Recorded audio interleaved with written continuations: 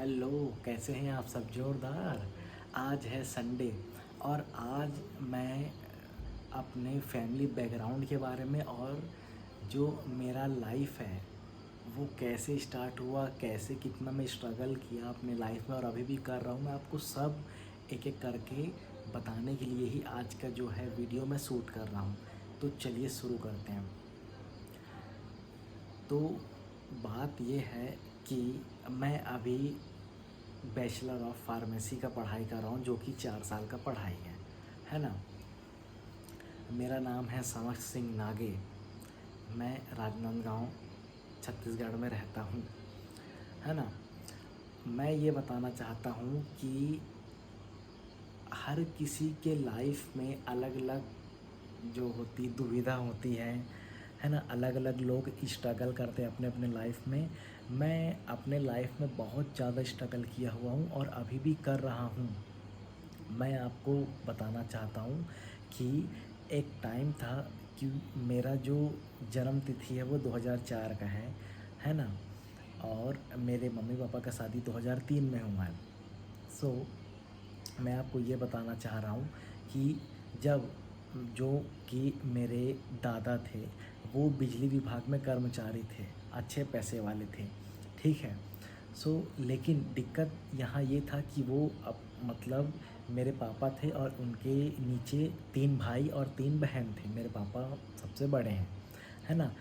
मेरे दादा उतना मतलब ध्यान देते नहीं थे बच्चों पे। तो थोड़ा जो कंडीशन था वो मिडिल क्लास जैसा ही था। मेरे पापा भी बहुत स्ट्रगल किए, बहुत पढ़ाई किए अपने दम पर। वो उस टाइम में आज से लगभग 25 साल पहले, है ना, मतलब पूरे हमारे शहर में एक जाना माना दुकान था उनका।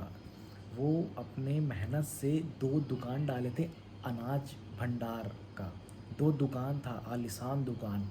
उस टाइम तीनों बुआ लोगों का शादी हो चुका था, सब अच्छा चल रहा था, हम लोग बहुत पैसे वाले थे। जब मेरा जन्म हुआ 2004 में, तब भी मतलब मैं जब अपने बचपन का फ़ोटोज़ वगैरह देखता हूँ तो मैं समझ पाता हूँ कि हम लोग कितने पैसे वाले थे पहले के टाइम पे, है ना। हमारे पास बहुत पैसा था। लेकिन जब मेरे जो चाचा का, जो मेरे पापा के छोटे भाई है, चाचा का, पहले नंबर के चाचा का जब शादी हुआ, उसके बाद पता नहीं ऐसा क्या हुआ क्या नहीं कि हमारा जो इतना घर था, इतना बड़ा घर था, बंगला के बराबर था हम लोग का घर, वो घर हम लोग का बिक गया। हमारे नाम पे जो ज़मीन थी सब बिकते गई। और जो दुकान था, अब वो हो सकता है कुछ कुछ कारण रहा होगा, मुझे पता नहीं, लेकिन चाचा के शादी के बाद हम लोग का दोनों दुकान बिक गया। और हम लोग इतनी बुरे कंडीशन में फंस गए थे उस टाइम कि मतलब खाने को पैसा नहीं रहता था, इतना मतलब बेकार कंडीशन हो गया था उस टाइम।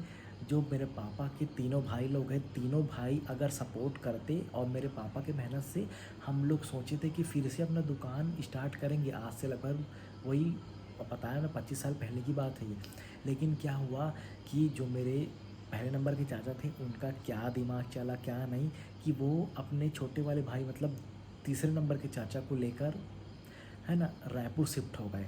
और जो मंझले वाले चाचा थे वो हमारे साथ रहते थे, वो वहाँ शिफ्ट हो गए, ठीक है। और हमारे ऊपर इतना, हम लोग दुकान को, जो हमारा दुकान डूब रहा था, तो दुकान को बचाने के लिए बहुत जगह से हम लोगों ने लोन लिया कि भाई लोन दे दो, लोन दे दो। तो बहुत लोगों ने लोन दिया, लेकिन उस टाइम जो मेरे पहले नंबर के चाचा थे वो सबके पास जाते थे और लोन मांगते थे।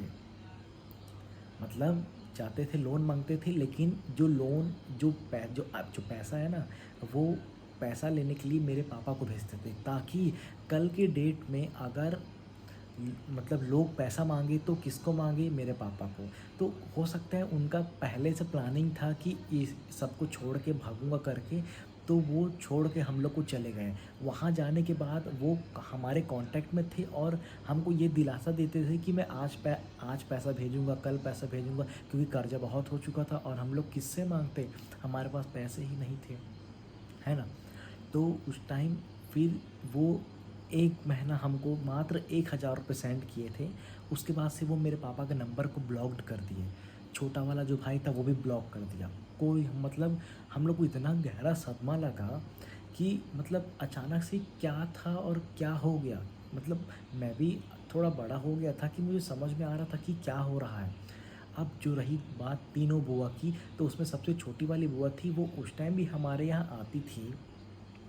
और मेरे को आज भी याद है वो दिन कि वो हमको एक दिन 5,000 रुपये दी थी, क्योंकि हमारे घर राशन नहीं था। हमारा जो कंडीशन था इतना बेकार हो चुका था कि हम लोग एक एक किलो चावल के लिए मतलब एक एक किलो चावल के लिए हम लोग ना घर घर भटकते थे कि कोई उधारी दे दे तो हमारे घर चूल्हा जल के चावल, एटलीस्ट चावल हम लोग खा पाएँ, है ना, चावल खा पाएँ, सब्जी का तो पता नहीं। तो छोटी वाली बुआ उस टाइम हमारा साथ देती थी, लेकिन जो बड़ी बुआ और मंझली बुआ, इन लोग, मंझली वाली बुआ तो कभी आई ही नहीं सामने, वो हमेशा हट के ही रही हम सबसे। बड़ी वाली बुआ अपने बच्चों को भेजती थी कि देख कर आओ कि उन लोग कैसे हैं, और उनके बच्चे भी आते थे, सुबह आते थे, शाम तक देखते थे, हाँ भाई चल कंडीशन बेकार है, चलो अच्छा है।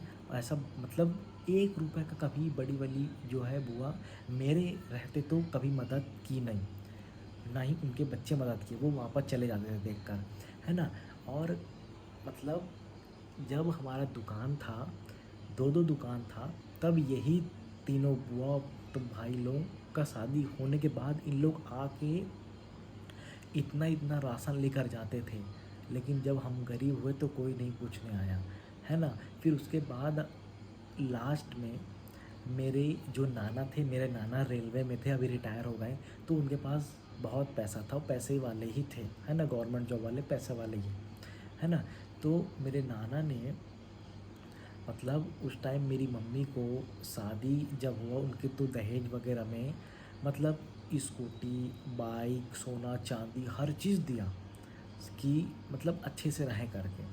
तो लास्ट में जब कर्जा हुआ ना, तो मेरे नाना नानी लोग ही हमारा साथ दिए, और पूरा उन लोग कहीं से कर्जा कर करके जो हमारा कर्जा था उसको चुकाए, पूरा हमारा जो कर्जा था उसको क्लियर किए मेरे नाना नानी लोग।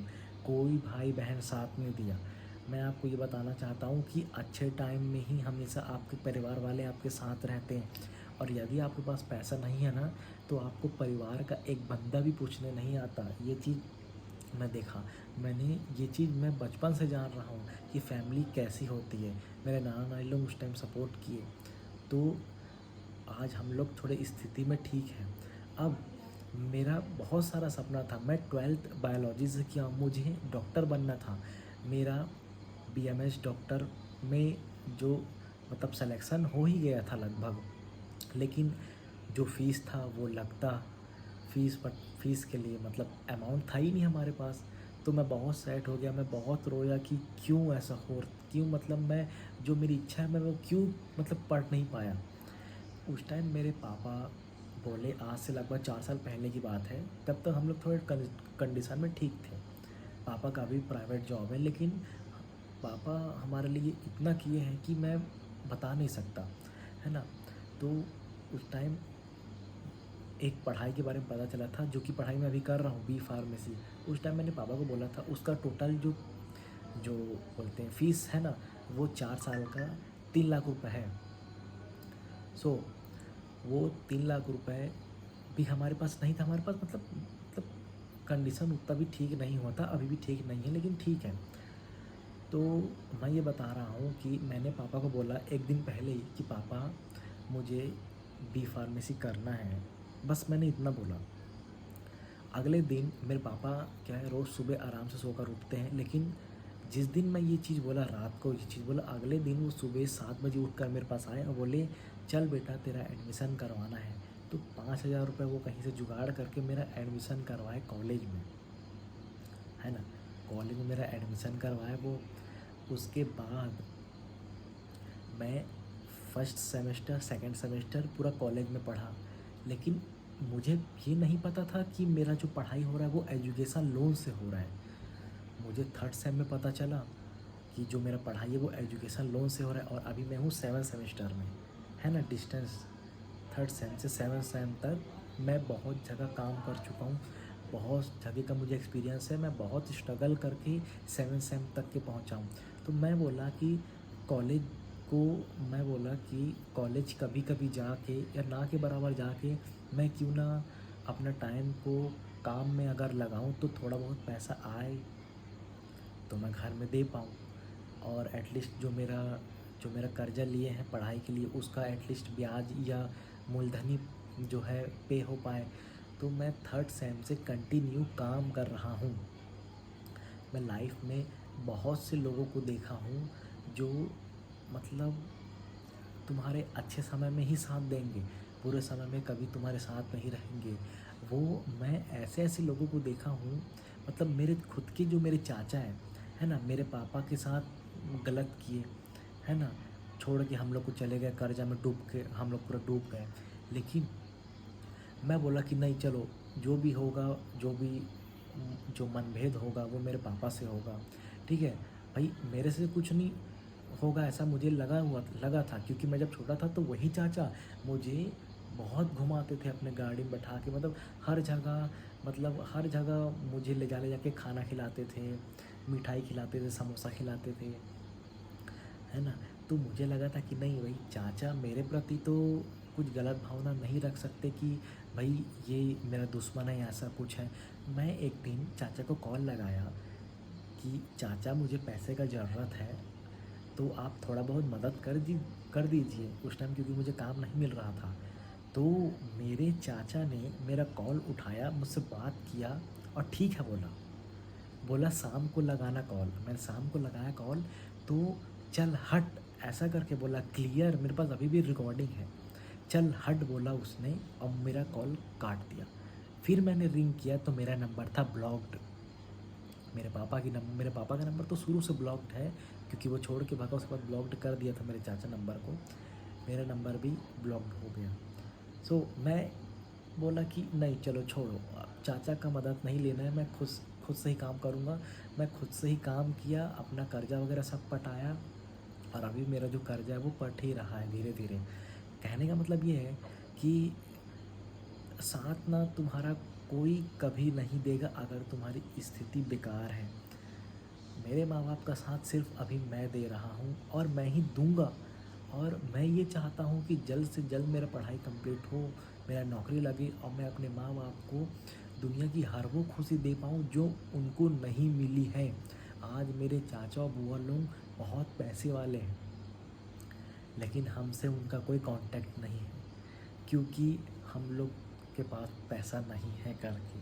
तो ये है फैमिली। ओवरऑल मेरे बोलने का मतलब ये है कि फैमिली यही है कि हमारे पास पैसा नहीं है तो फैमिली नहीं है, अगर हमारे पास पैसा है तो फैमिली है ना। सो मेरी बात को याद रखना, कभी भी अपने लाइफ में जब आप आगे बढ़ना चाहो तो कभी, मतलब आगे बढ़ने का सोचो तो कभी किसी से बोलना मत, मन में सोचो, अपने मन में रखो बात को, मतलब अकेले होके काम करो और अपने माँ बाप से बस मतलब रखो। मेरी एक बात हमेशा याद रखना, मैं मतलब ये चीज़ जो यूनिवर्सल ट्रूथ है ना, जो सच्चाई है, मैं ये बता रहा हूँ आपको कि पूरी दुनिया में आपका कोई कभी साथ नहीं देगा, सिर्फ आपके माँ बाप आपके साथ रहेंगे। आपका कंडीशन अच्छा हो बुरा हो, मतलब माँ बाप का जो जो प्लेस है ना, वो दुनिया में कोई नहीं ले सकता, कोई थर्ड पर्सन नहीं ले सकता। सिर्फ माँ और बाप ही ऐसे दो इंसान हैं जो तुम्हारे हर मुश्किल कदम में तुम्हारे साथ रहेंगे। आज मुझे वो भी दिन याद है जब मैं फर्स्ट डे कॉलेज गया था, मेरे माँ बाप बहुत खुश थे कि मेरा बेटा भी चलो थोड़ा तो अच्छा पढ़ाई कर रहा है ना। सो ये है कि माँ बाप हमेशा साथ देते हैं, और हमारा भी फ़र्ज़ होता है कि उनकी उम्र होने के बाद हम भी उनका साथ दें। सो अभी मेरा बहुत स्ट्रगल फेस चल रहा है, मैं अभी भी काम करता ही हूँ, है ना। तो मैं थर्ड सेम से सेवन सेम तक जहाँ जहाँ काम किया हूँ, अगर आपको जानना है तो मैं डेली ब्लॉगिंग करूँगा। आप कमेंट सेक्शन में कमेंट कीजिएगा अगर आपको आगे की वीडियो देखनी है। थर्ड सेम से सेवन सेम तक मैं कहाँ कहाँ काम किया हूँ, मैं आपको हर एक चीज़ का डिटेल बताऊँगा, क्योंकि मेरा जो लाइफ है ना वो बहुत एडवेंचरस लाइफ भी है। बहुत जगह काम कर चुका हूँ, मतलब बहुत जगह, मतलब हर तरीके के लोगों से मेरा पाला पड़ा हुआ है। मतलब बहुत लोगों को देखा हूँ मैंने, एक से एक लोगों को देखा हूँ। लोग कैसे बात करते हैं, कैसे रहते हैं, कैसे ट्रीट करते हैं, बाहर जाओ तो कैसे कैसे सेठ लोग मिलते हैं, कैसे पेमेंट देने में नाटक करते हैं, कैसे पेमेंट जल्दी देते हैं, लेट देते हैं, या देते ही नहीं है, रुकवाते हैं। मैं सब जगह का एक्सपीरियंस लेकर बैठा हूँ और अभी भी स्ट्रगल कर रहा हूँ। तो अगर आपको आगे का वीडियो देखना है, 3rd सेम से 7th सेम तक मैं कहाँ कहाँ काम किया हूँ आपको जानना है, सो प्लीज़ कमेंट कीजिए।